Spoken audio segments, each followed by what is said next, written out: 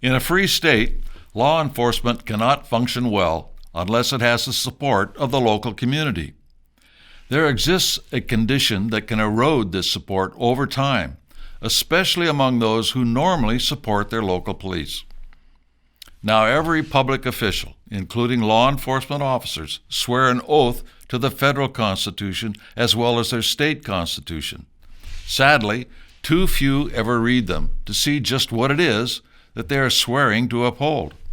Yes, they get rudimentary instruction on these fundamental laws, but do not go much further than that in their understanding. This is a major crack in the fundamental principles of our country that has been slowly growing for decades. The weakening of our republic is apparent when you see what has been happening with the enforcement of coronavirus restrictions. In some areas, local police are enforcing state government edicts that have no basis in law. On the other hand, there are areas where sheriffs are vowing not to enforce edicts, not laws, that they consider are a violation of individual rights guaranteed by the Constitution. Being a policeman is hard enough without enforcing edicts pretending to be laws enacted by legislatures or Congress when there's no legislative action whatsoever. Let us point out the history of executive orders. These were instruments established by George Washington to instruct members of his administration on what to do within the executive branch, not on the people. In other words, they were administrative processes that were limited to internal procedures by federal employees and never intended to act as law over the people. Over time, however, they become far more, imposing edicts on the people without the opposition of Congress, legislatures, or the people themselves to stop them from having jurisdiction over far more aspects of American society. They become instruments of executive power rather than constitutional laws. Jefferson had much to say about the usurpation of power by government. Thomas Jefferson said this, quote, "In questions of power, then, let no more be heard of confidence in man, but bind him down from mischief by the chains of the Constitution," unquote. Now, what was Jefferson saying? He was saying that when men try to impose their will on the people, they must be forced by the people to adhere to the Constitution. Also, when a law is passed or an edict proclaimed, if it violates the Constitution, it is null and void and is of no effect. This point was made several times in the Federalist Papers, written by Alexander Hamilton, James Madison, and John Jay, to persuade the American people to support the Constitution's ratification.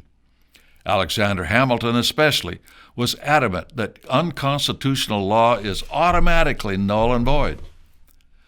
Law enforcement is required to enforce the law enacted by officials at various levels under the powers of the federal and state constitutions. If the law enacted is in violation of these supreme laws, the federal and state constitutions, it is to be null and void and not enforced by any policing agency. Worse, if it is not even enacted by proper legislative authority and simply the orders of a magistrate, this too is null and void, particularly if it violates the Constitution. The government may recommend certain actions by the citizens, but it may not order them to comply with edicts that violate the Constitution or state constitution. In recent orders implemented by state governments relative to the pandemic were never laws that were passed by the legislatures or the Congress. Even if they had been, they would have violated the Bill of Rights of the Constitution. And more Americans are waking up to this fact and are beginning to question the so-called right of local officials to enforce certain aspects of the controls over the people relative to the right of assembly, quarantine, etc. For the first time in our history, the idea of quarantining people was turned on its head. We've quarantined the sick, but never the people who were well. Our founders dealt with disease and made no exception for the First Amendment of the right to peacefully assemble and to hold religious services. Yet today these were forbidden and enforced. For the first time in our history, Christians were forbidden to celebrate Easter. It seemed more like China than America. More and more, we've seen local law enforcement leaders who understand the Constitution criticizing or refusing to comply with the orders to enforce unconstitutional edicts. Sheriffs and chiefs of police from the state of Washington to New York were saying that they refused to obey the edicts because they were unlawful. In New York, Patrick Lynch, president of the Police Benevolent Association, the city's largest police union, said in a statement, quote, "The situation is untenable. The New York Police Department needs to get cops out of the social distancing enforcement business altogether," unquote. New York was particularly onerous, where the mayor threatened to permanently close any church or synagogue that tried to hold services. This is the stuff of dictatorships. We could include a litany of stories of the onerous edicts and draconian enforcement forced on local police to implement, but we believe we've made our case. The whole point of this video is to say that decent citizens, once they wake up to just what happened, could very well feel a separation between themselves and their local police because they enforced edicts, not laws, edicts that were unconstitutional. The erosion of support for local police departments by law-abiding citizens is not a good thing. We're asking you to do all you can to inform members of your local police of the provisions in the Bill of Rights and how disobeying these rights can do great harm to the local police by eroding the support of the decent people in their communities.